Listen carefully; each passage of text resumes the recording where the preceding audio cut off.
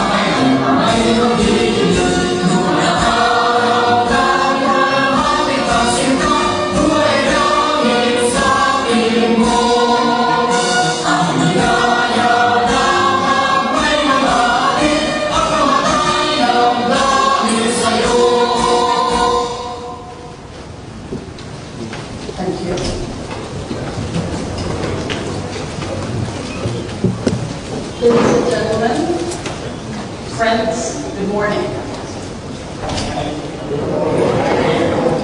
Welcome to the Philippines. Welcome to Manila. Welcome to the Ayala Museum. Welcome to IMPOS 2018, presented by the Ayala Museum and the Gallery of Prints, and supported by the International Map Collectors Society and the Philippine Map Collectors Society. My name is Elizabeth Leeds, and I will be your host for this first day of IMPOS 2018. This symposium will be streamed live, courtesy of Now Corporation. The links you will view later on screen. We'd like to give a big shout out and gratitude to the sponsors and supporters of this symposium. The Aboitiz Foundation. Thank you, Andoni.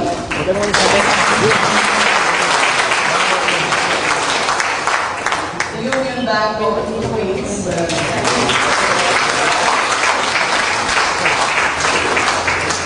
Alson's Insurance Brokers Corporation.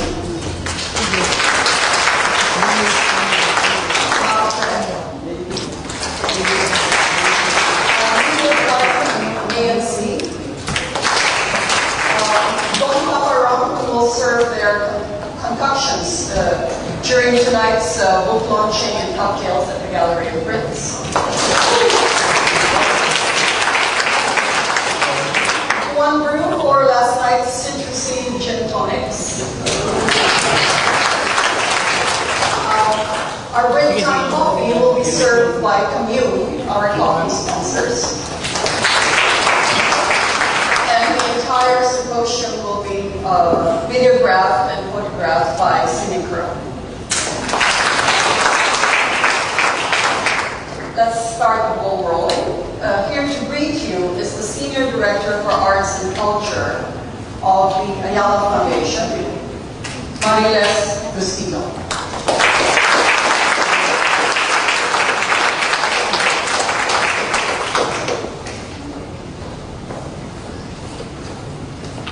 Good morning, everyone. Very warm welcome to the Ayala Museum. I hope in the next few days you get to enjoy what we have to offer in this museum. We are honored to co-host this 36th International Map Collectors Society Symposium for the first time ever here in the Philippines. Our congratulations to our co-host, Gallery of Prints, under the leadership of Rudolph Itz, with the support of IMPOS and IMPOS, for organizing this major achievement. And to all of you here this morning, may this 3-day symposium prove to be a fruitful and inspired gathering. Thank you. Thank you, Mariles. A few words, ladies and gentlemen, from the curator of the Gallery of Prints, Rudolph Itz.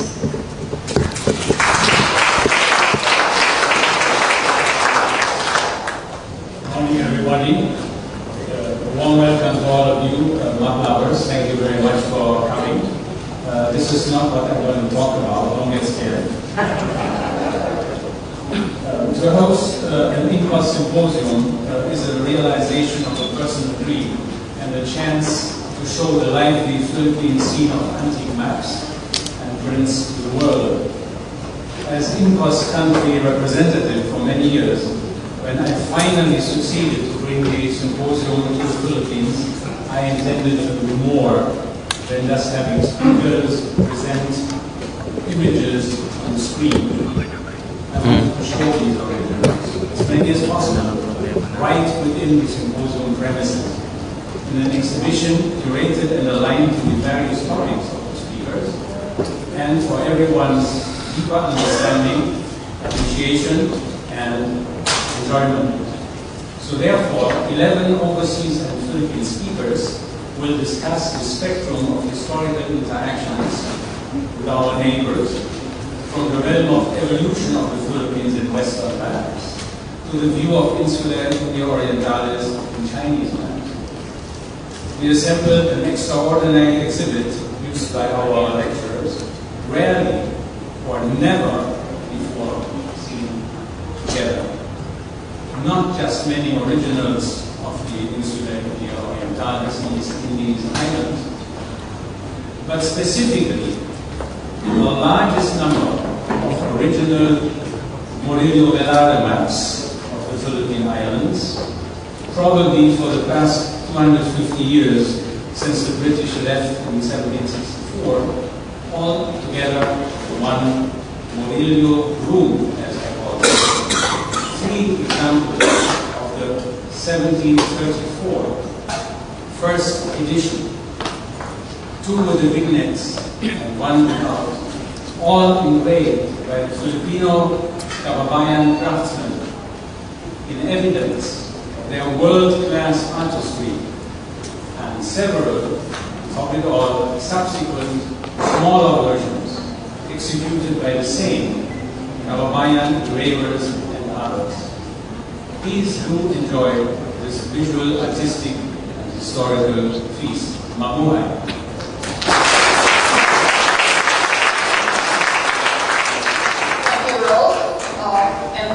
From the President of the Philippine Map Collectors Society, Mr. Jaime Gonzalez.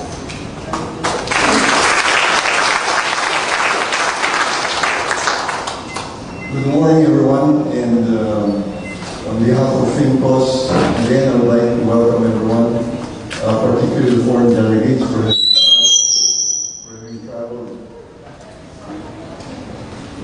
having traveled great distances to join us in what promises to be a really interesting and informative conference. I'm quite pleased that FINCOS had the opportunity to assist in organizing this conference and in sponsoring Phoenix on the stand. I also would like to thank the chairman of the FINCOS Symposium Committee, chaired by Dr. Jaime Laya, and the members of this committee for having assisted in the organization. Thank you all, and welcome to Manila. Thank you very much, Jimmy. And finally, let us hear from the chairman of the Executive Committee of the International Map Collectors Society, who will also officially commence in COS 2018 Symposium, Captain Hans Paul.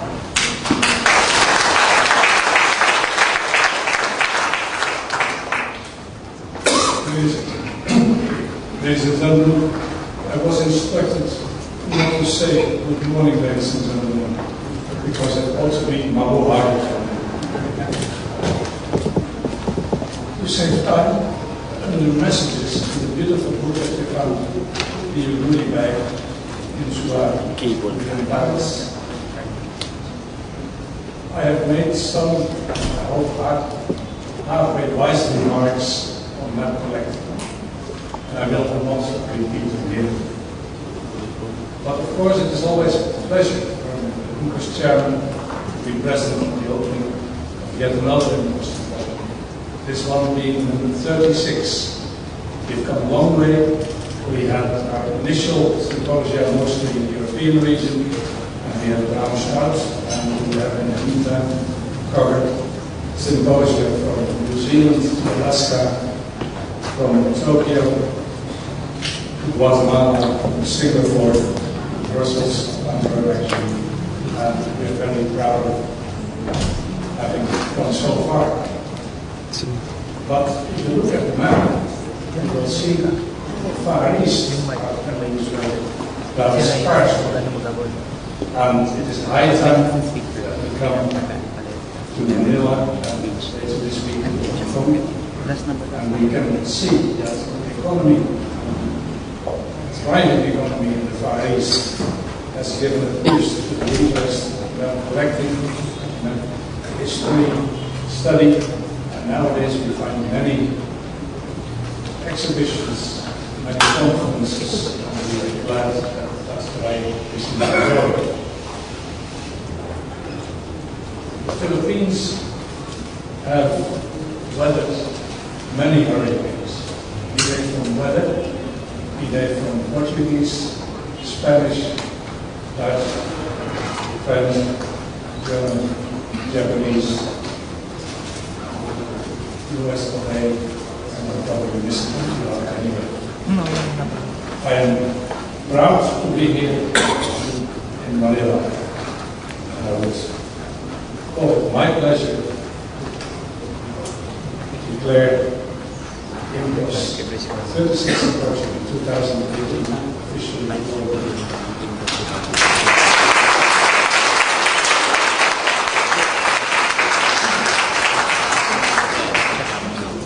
So, here we begin. Our first presenter for the symposium was educated in the Jesuit-run Ateneo of Manila University, from primary to tertiary levels. Obtained his undergraduate and master's degrees in Philippine Studies from the De La Salle University, took courses in the University of Philippines in Milan, and worked for a doctorate degree in Southeast Asian History at the University of London School of Oriental and African Studies. He served in numerous capacities as, for example, chair of the National Historical Institute of the Philippines, consultant of the National Library, chair of the National Commission of Culture and Arts, as member of the Board of Regents of the Universidad de Manila.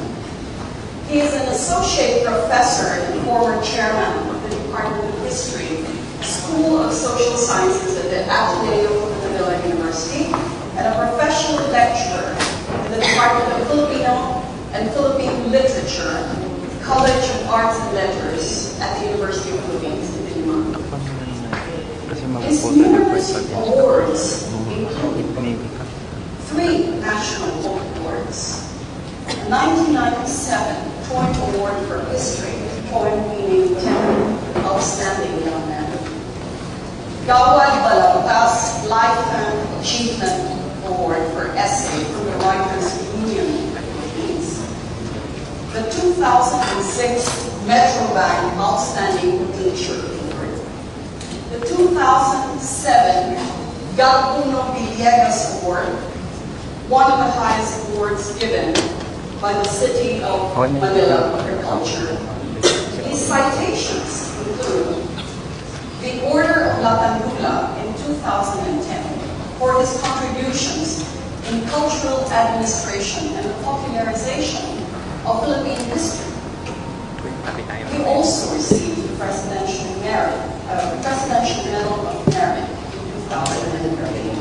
From Europe, he received the Order of Civil Merit with the rank of Commander in 2007, conferred by the Kingdom of Spain, and the Order of the Arts and Letters as a peacekeeper from the Republic of France, and the prestigious Volta Academic Prize in 2016. The Polytechnic University of the Philippines conferred on him the degree of Doctor of Public Administration Economics also. He is as substantive as the iconic hero, Jose Rizal, that he writes about. I could go on and on with his exhaustive summary of achievements, which, by the way, is more detailed in Wikipedia. But I will not deprive you any longer, dear audience, of another minute to hear his presentation today for INCOS 2018. Ladies and gentlemen, Ahmed.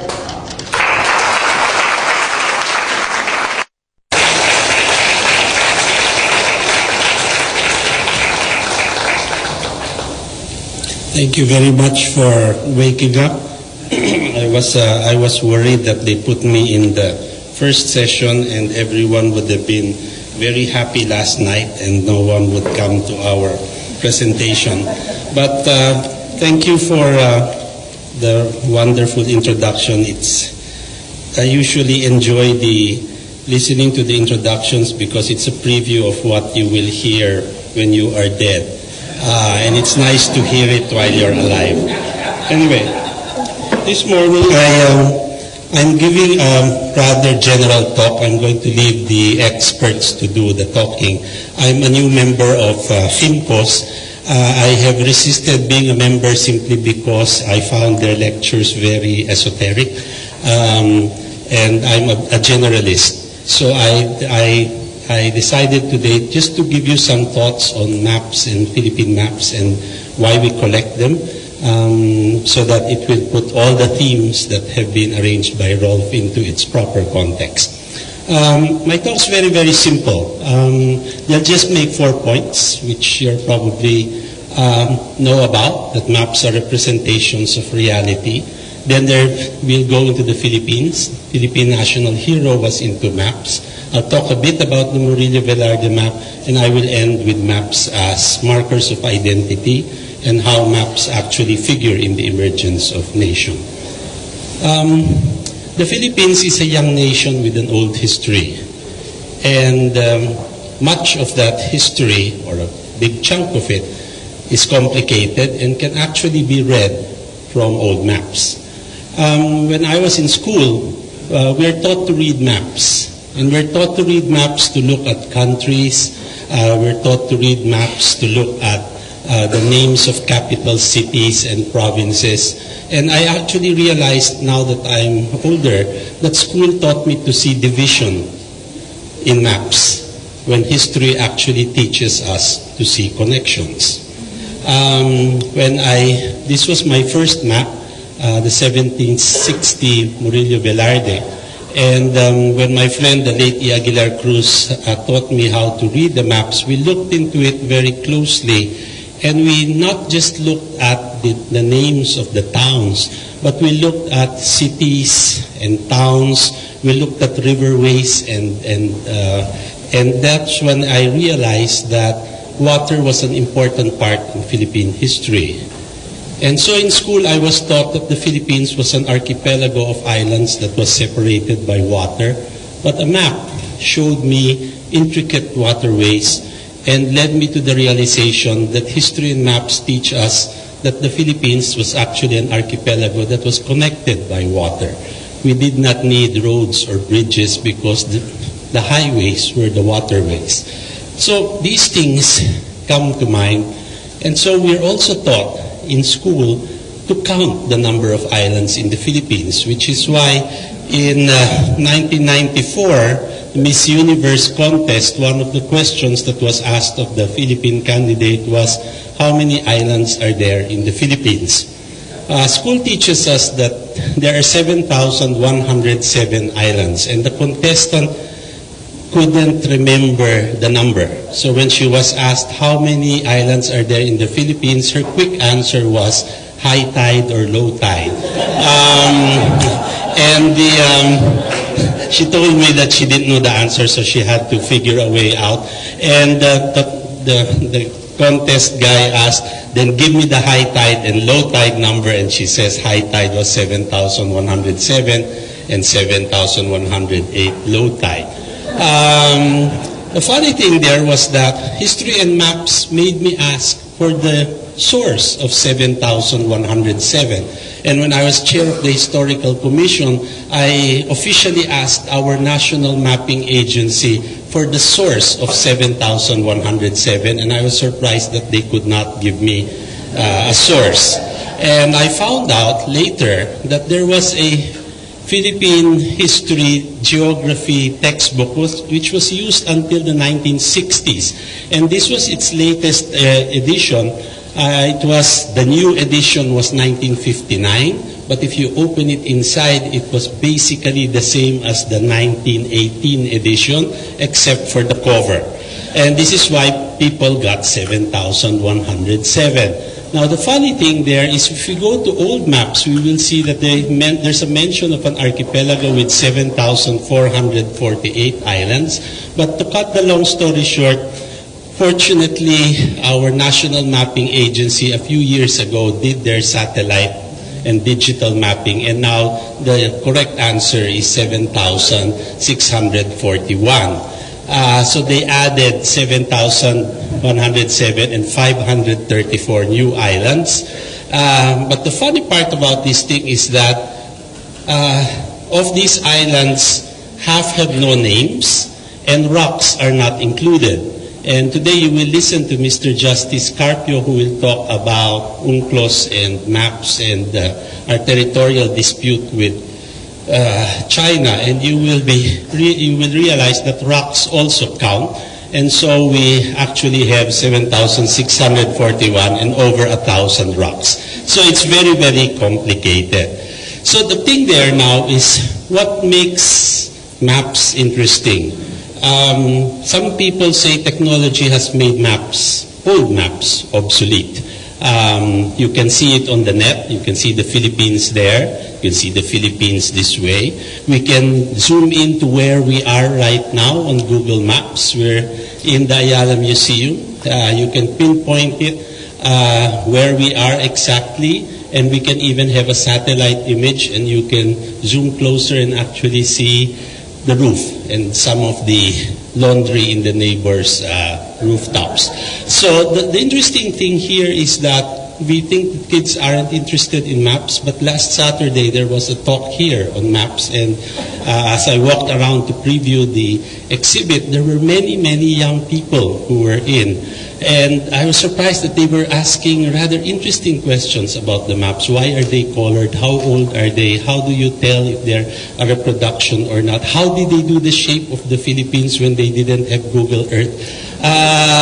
It showed me that there was an interest, and the interest will be there for quite a long time. But today I want to talk a little bit about old maps and how it told Filipinos how they came to be.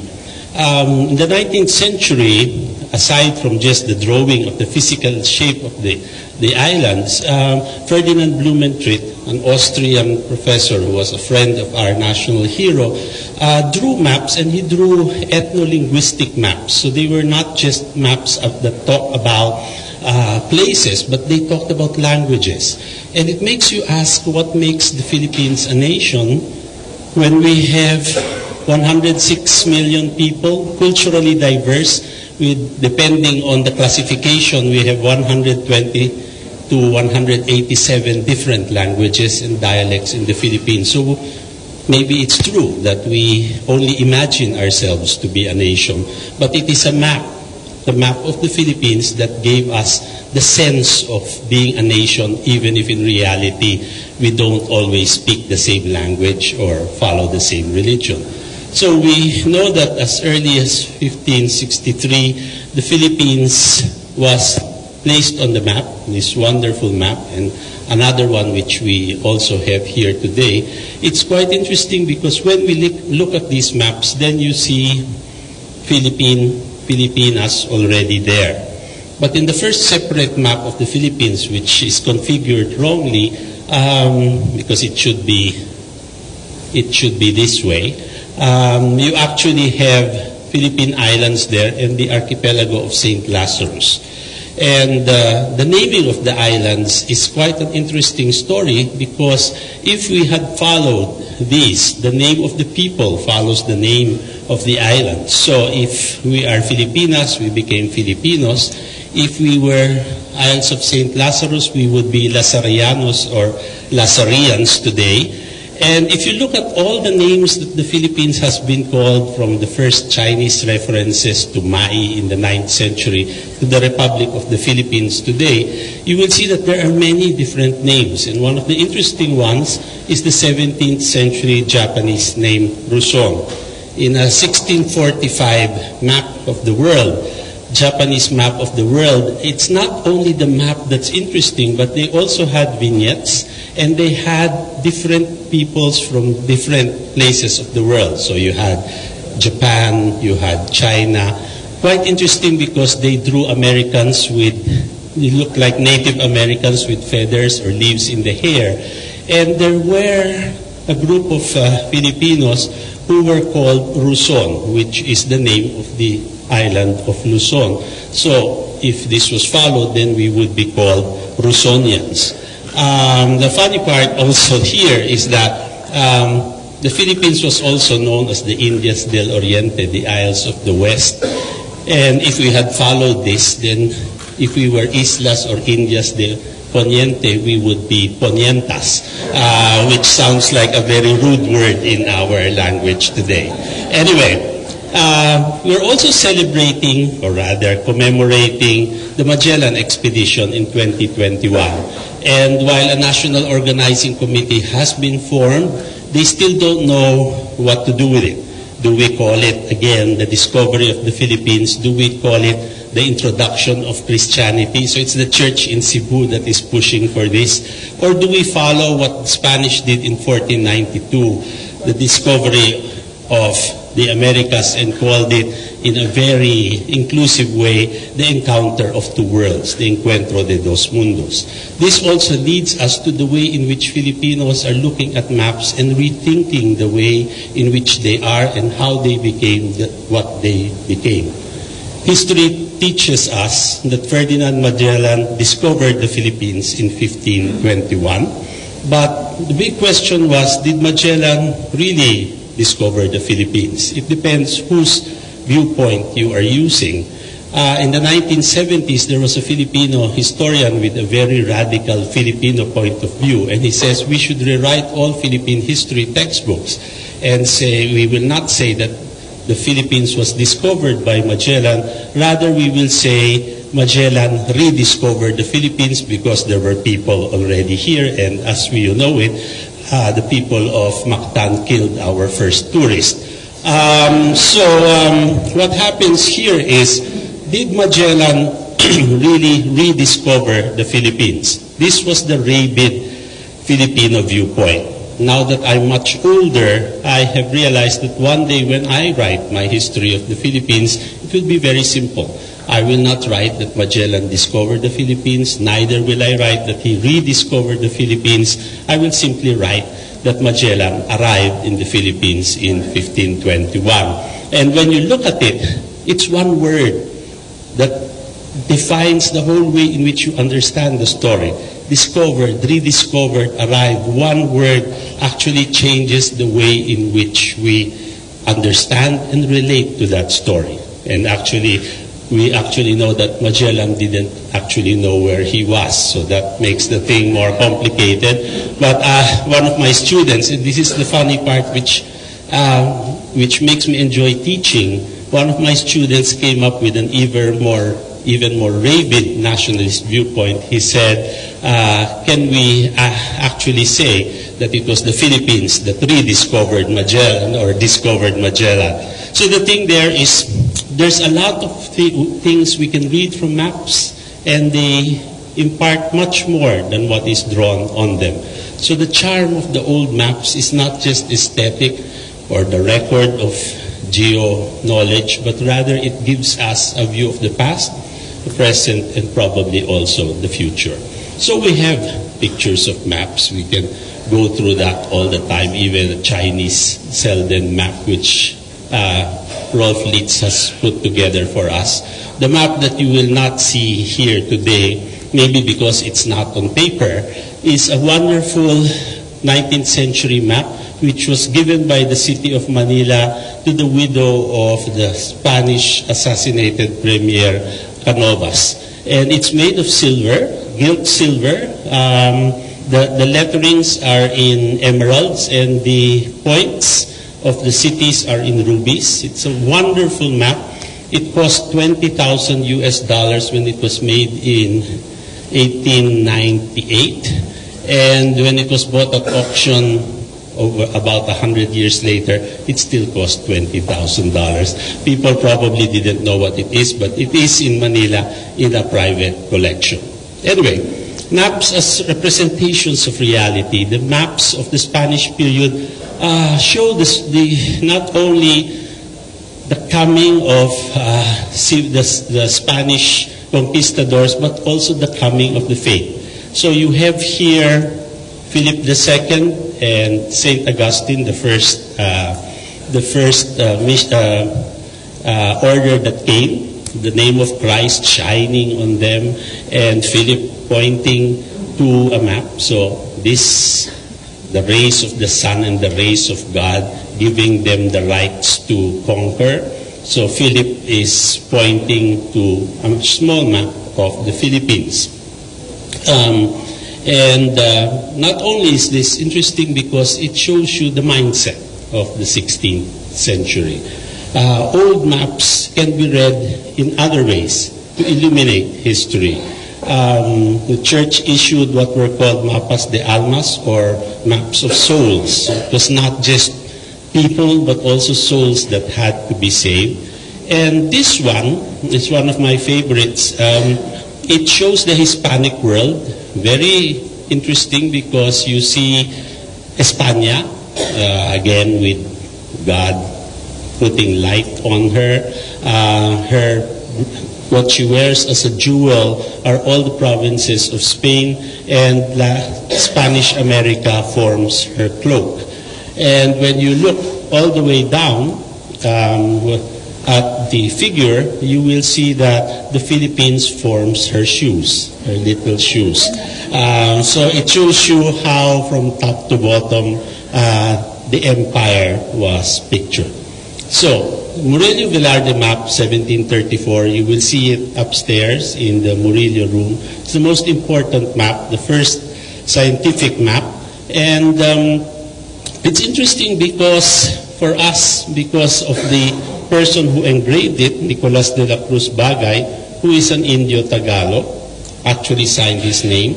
And you see his signature on many of the things he did, maps, books.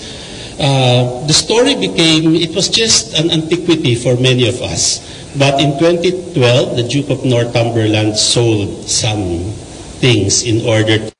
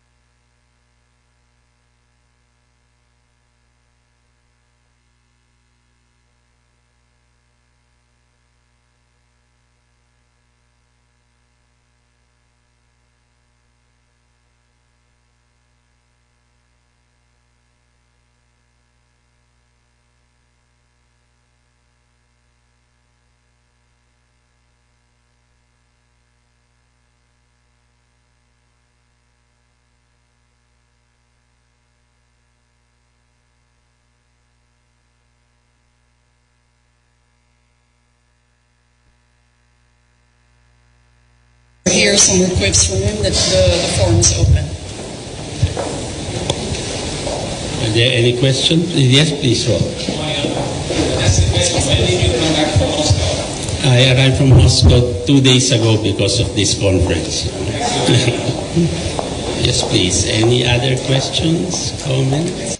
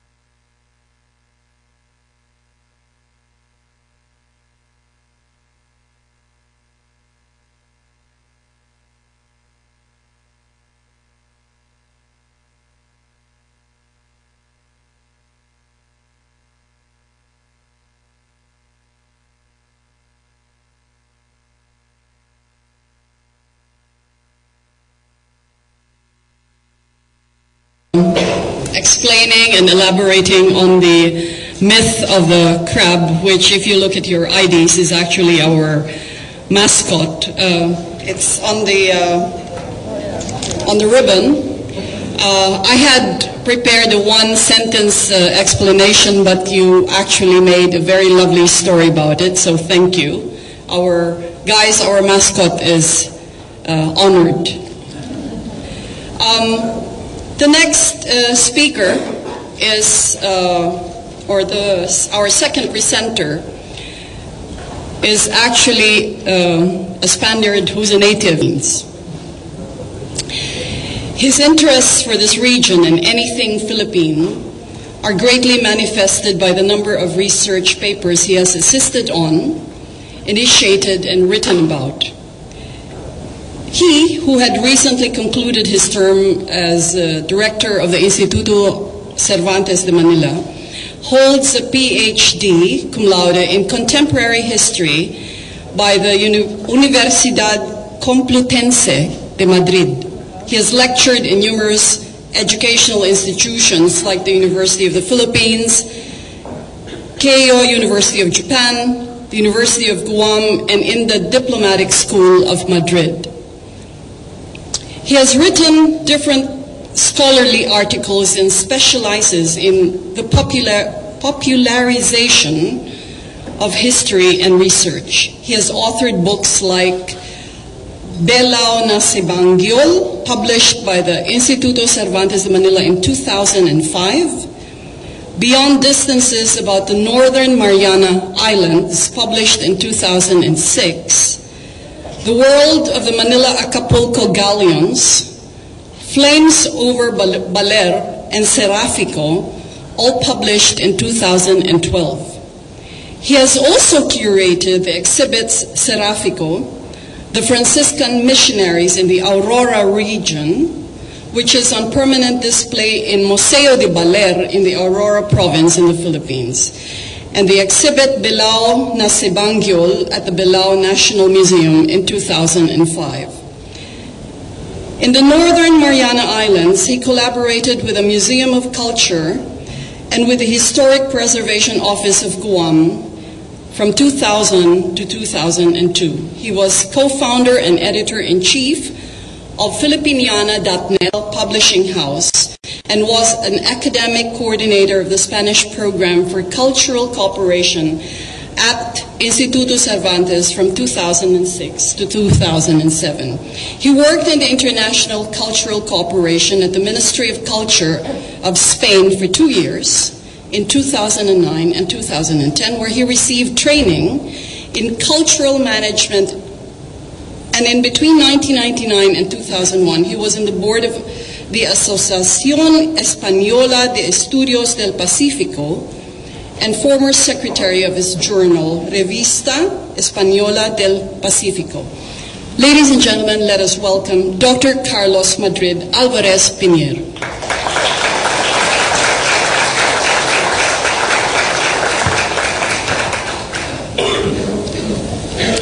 Good morning, buenos días, mabuhay, as they was said. I would like to thank the organizers and most particularly Rolf, Mr. Litz, for inviting me to speak to you today. I would like to welcome you to the Philippines, all the IMCOS delegates, and as it has been said before, it's an honor for us to host this event here. For the president of FINCOS Group, will also acknowledge my gratitude for being here today. I'm going to be actually following my dear friend Ambeth Ocampo as a speaker. For me it's a challenge because I'm not as entertaining, as informed as he is. But I'm going to try to keep it at least useful in this. I'm going to be practical. When we go upstairs, we're going to see, as Rolf, as Mr. Liz had said before, all the maps of the Murillo Velarde, all the different versions of the Murillo Velarde map of the Philippines in sequence, in the same room. We can take these minutes as an opportunity to pay attention to some details that will help us to distinguish one from another in a single shot. Of course, as map collectors, I don't think you will need any hints on this, but I'm going to approach it from a point of view that it may not have been that common before. In INCOS, in this conference of today, we have the logos, right?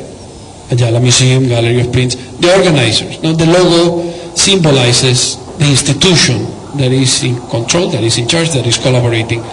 And the sequence, the hierarchical sequence of the position of the logos is telling us about who is who and how much relevant is their contribution to the event. With the Murillo Velarde maps, we can take a look at it in the same fashion. I'm sorry. As Dr. Ocampo has said before, this is the 1732 Murillo Velarde map that we will see upstairs. It's in full size. It's made of 8 paper sheets, and it's one of the rarest. There are probably about 14 copies around the world, 2 in Spain, 1 in the United States, 4 in the Philippines, and in different locations around the world. This map was later reproduced in the smaller versions in a number of years, right? We have the smaller version in 1744, And if you notice in the upper cartouche here, right? We maximize it. We have the vignette. I don't think I hope it's visible enough from where you stand. If you notice, this cartouche is actually the same cartouche of the 1732 map that I was saying. Here. The original, the first print of the Murillo Velarde map had two cartouches. The upper one with the seal of Spain, and the lower one with information about the Philippines. Number of souls, number of baptized, number of Christians, etc. That cartouche, not the content, forget about the content, I'm referring to the shape. It's somehow recycled by the following printer, and it's made into the most prominent cartouche of the 1744 version of the Murillo Velarde map. Now, there is something very significant about the institutional attribution of this map, is that we don't see much of the royal regalia, the symbols of the Spanish crown. If you think about it in those terms, what we see are, and as we mentioned before, there are figures, etc. There's an Igor Rothschild there are indigenous, there are Chinese, indigenous peoples, cockfight, smoking, and in the upper part we see the lion, a lion that is holding, we will see later on, it's holding a motto in Latin, and then below the globes, two globes that are actually associated with the crown of Spain and a certain time onwards. If we mention the lion is actually a symbol of Spain, but not this particular lion. This is not a heraldic lion. The crown that is wearing, it's from a marquis. It's not the crown of Spain. It's not a royal crown. And the motto, quod fidel illustrate facit profecit ense, let the, how do you say it, enhancing, defending with the faith, defending the faith that the light is illuminating. The crowns as a heraldic symbol of the Spanish, the lions as a heraldic symbol of the Spanish crown, they have different shapes. They're not particularly in that shape, and in fact, it's a lion that it was used in 1571 to represent the Philippines, to represent Manila. And the seal of Manila includes the castle of Castile, and half a lion and half a dolphin. So the lion is a synonym. In fact, the Spanish galleons had a figurehead, a lion. So it's one of the symbols of the Spanish crown, along with the crown itself and with the seal of Spain. None of those was present in the 1744 map. And think about the historical context and the tensions that were growing between the Society of Jesus and the states, the nation states, that they were being developed in Europe in a fasting speed since Westphalia in 1648, growing in importance, and both growing in importance the nation states and growing in importance the tensions between a religious order that was extremely devoted to spreading the faith, but at the same time their loyalty was not, the utmost loyalty per definition was to the Pope. And that created an implicit tension that eventually will not be resolved. It will be resolved by expelling the Jesuit order from all the territories of the Spanish in 1766, as you all know. So, 1767. Now, in this cartouche, as I mentioned, we don't find any of those symbols. That logo attribution is not there. What we find is, besides the lion that I have already been discussing, yes, the two hemispheres, the two globes, the two orbs, or the ecumene, as it was called at that time. The fact that it's represented with two globes is telling us about the date. It's after the death of Felipe IV of Spain, that the territories of the Spanish crown were represented with two globes, representing the two hemispheres. Before the death of Philip IV, it was represented with one, or none. In fact, it appears in a previous publication and in the Spanish Constitution of Cádiz in 1812. So those are that's the symbol at the bottom of the cartouche. But we don't have the royal crown of Spain. So this is one of the aspects that is going to tell us when the Murillo Velarde map was made. If it doesn't have the crown, if it has the lion, and if it has the two hemispheres, it's incompatible. It's from before the expulsion of the Jesuits. It's from before 1767. I'm going to add a second reference a second hint that you will be able to take a look when we see the exhibit upstairs. There is a reference to, here it says, Mapa de las Islas Filipinas, made by Father Pedro Murillo Velarde from the Compañía de Jesús, and then the scale. The word Jesus, as probably the most expert individual in the room about the Murillo Velarde Mass, Mr. Albert Montilla, told me, is spelled with a V, that in Spanish at the time was indistinguishable from the letter U. That's why Ivan is the actual name of Juan. The letter V the letter U is spelled as a V, and then the letter P on top of letter A. We will see later on, because this cartouche will be remade after the Jesuits returned to the Philippines in 1859, and the fact that these are not the same, it's a proof that this cartouche was remade at the same time the outside was reproduced. Let me show you in actuality.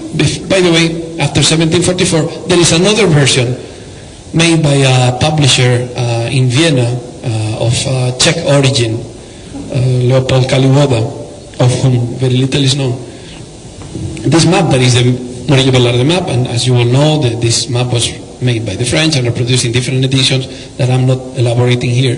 But just as a reference, because it's also before the expulsion of the Jesuits, you don't find any state symbol in the iconography, in the visual references that are used to cover the title, this logo representation. They're indigenous. There is a Salakot, there is a Christianized Filipino, there is a non-Christian Filipino, and then animals. No reference to the actual sovereignty or to the actual attribution to any country in particular. So if we were to put this in a chronological sequence, we have, well, the Jesuits arrived in 1581 in this otherwise sophisticated timeline. 1767 is when they're expelled. We have the first version of the map, the big one that you will see, courtesy of Mr. Mel Velarde. It's made in 1734. It has the seal of Spain on top. But the following reproductions that they were made in a smaller scale, without the vignettes, they don't. They use the lower left cartouche and with different content. 1744, the one we saw. And then after the expulsion of the Jesuits, the next edition of the Murillo Velarde map, it has a different cartouche already. It's like the Spanish crown, the state has claimed ownership of the visual representation of the Philippines in the Murillo Velarde map. But as it has been said before, it was the most faithful representation, and it will be for centuries.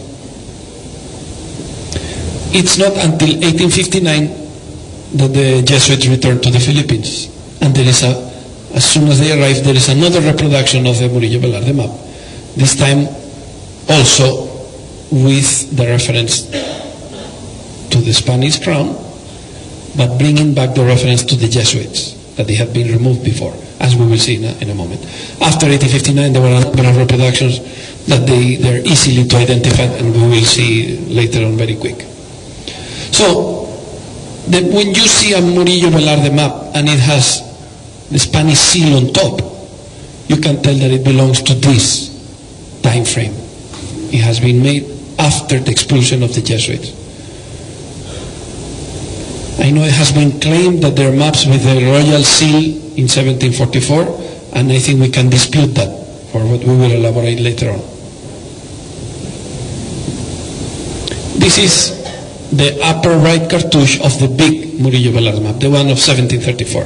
It has the seal of Spain at the time of Governor General Valdés Tamón.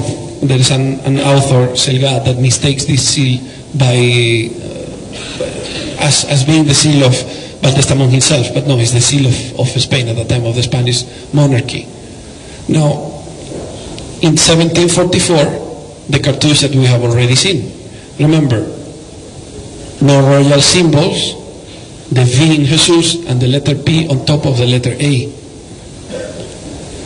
1788, after the expulsion of the Jesuits, there's a publication in 14 volumes that I think we will see in the exhibit of Historia General de Filipinas by Fray Juan de la Concepción, and the first volume has this map, and you will see that it has on the lower part of the cartouche the seal of the Philippines, the one that we saw before.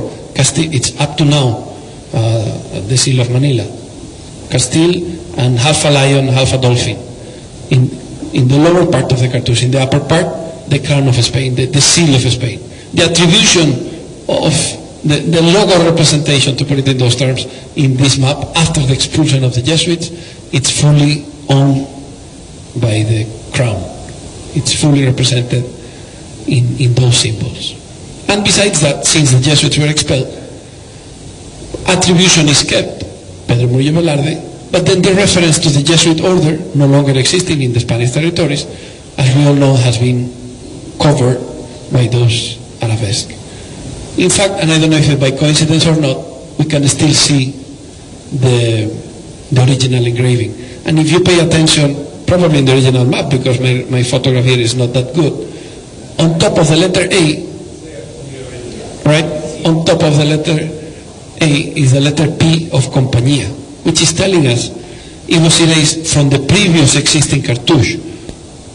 The inside is still the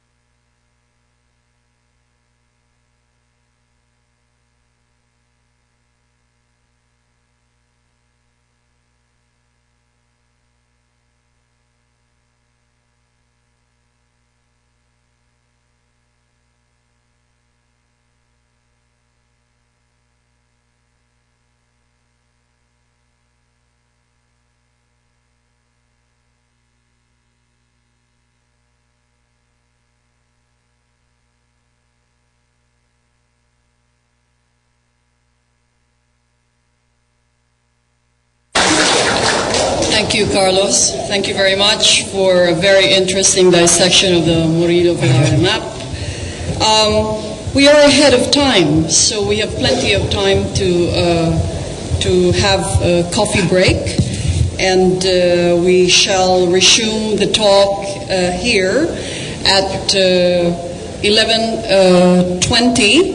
Let's give ourselves 10 minutes ahead of time because our third presenter's subject is going to be a very, very interesting one. And for that, we would need all the time we can for all the question and